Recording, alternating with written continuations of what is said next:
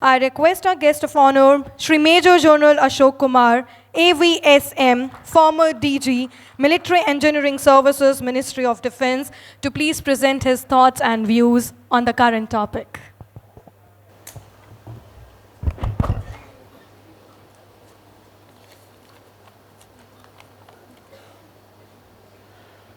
Good morning, everyone. Namaskar. The luminaries on the stage, Mr. Puri, who's there with us, Mr. Jain, who just talked about the freight corridor as to how it is happening, Mr. Prakash, who's part of the steel manufacturing industry, the Joint Secretary from the steel who makes the policies for us, and none other than Mr. Jindal, who's a name in itself. And I want to say that यहाँ लोग हैं जो steel बनाते हैं, इस्पात बनाते हैं, और यहाँ लोग हैं जो इस्पात यूज़ करते हैं. And together we make the infrastructure which belongs to India and which belongs to all of us. So, and thanks to Ms. Monica for giving us this opportunity to be there amongst you all.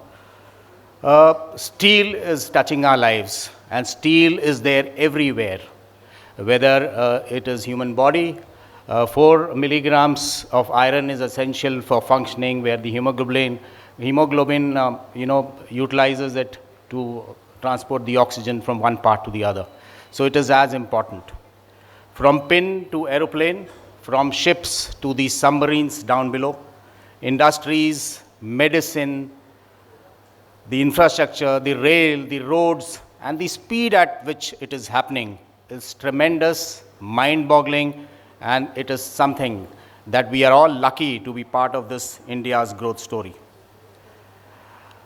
Just to give you the chemistry of steel, it is in our days in the colleges, in the schools, when we studied steel, or the iron, which they call it by a number called the Fe, which is 26th in number. It forms the 8th group of this periodic table, and it is an amazing element in the Earth's crust.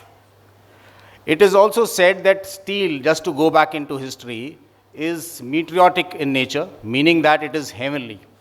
Most of the meteors which fell on this earth millions of years ago and now is evolving from the crust to be converted into ore and the steel that we all see.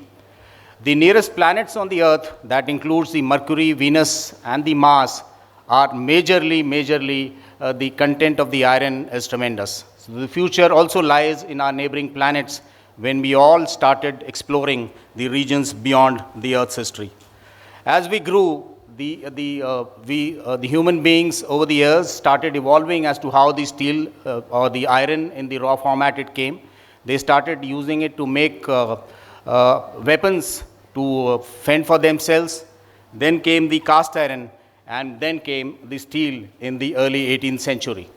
And India is also not far behind. Today it is the second largest producer that we've all been talking about, and we all using steel. I come from a defense background, and let me tell you that we at the Military Engineer Services look after the infrastructure of the Army, Navy, Air Force, Coast Guard, and many other government organizations that we all deal with. Today we have the largest landmass as compared to the railways that we are handling and making infrastructures. The pre-independence era, all the old buildings that you see were made by the military engineers, whether it is Delhi, Calcutta, Bombay, and so on. With the Navy, we make ports and harbors. With the Air Force, we make hangars. We are doing a lot of runways. We are making blast pens. We do huge hangars of the size of 100 meters by 100 meters and are purely made by steel. We are making accommodation for our people of the defense forces who live along the borders, in the hinterland and behind. And we do everything that the steel wants to do. And the way things are moving, our budget every year, the kind of work that we do is almost about 30,000 crore works worth are happening today. And every year we add on about 10,000 crores worth of new works that are happening all along. And what we are looking at is a faster construction that can give us the dividends to reach our targets in the time frame that we are looking for. We were talking about the per capita consumption of steel across the nation, but across the world, it is roughly about 250 kgs, which was about 2 years back. What we need to understand as a person from the defense is that while we are manufacturing so much of steel, and I am confident that all the steel is a good quality, but there are some vendors today in the market who are not doing as good, and there have been cases where we have faltered and our structures have not withstood the time frame that way they were supposed to be. So I urge upon all those people who belong to this industry, especially the ones who are not doing so well, to ensure that whatever we produce is of a high grade quality and it affects the infrastructure and the people who live in there. While it is providing a lot of jobs, we also need to take in mind when we talk about net zero concept and the carbon zero footprint that we all been talking about. This is the need of the hour. The world over, people are saying that we need to do it by 2050. India says that we want to do it by 2070. So it be, but we all need to think in this direction and ensure that our steel produces less of carbon, and how do we need to do it.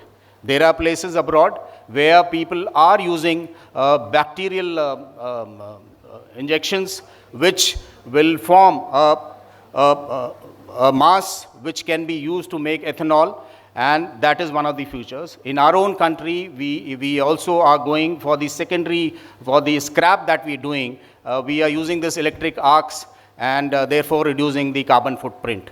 The time is not far when we need to do it, and we need to do it together. We need to collaborate, we need to be inclusive, and we need to see that whatever we do is the best in the world.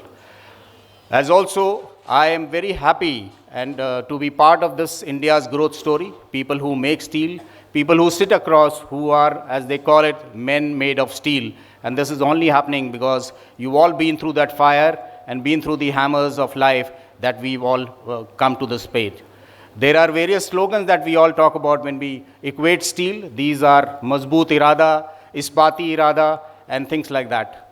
For once, before I end, I wish to celebrate this event in terms of why we are here. It's part of the India's growth story, and we are all party to it. So I would request a standing ovation to a country called India, the Bharat, for being part of this celebrative journey. And may I request all of you to stand up for this very celebration of steel and for being part of it. Thank you, and Jai Hind. And I still remember my school days when one of the steel industries had this idea of कि हम इस्पात बनाते हैं. Thank you. Jai Hind.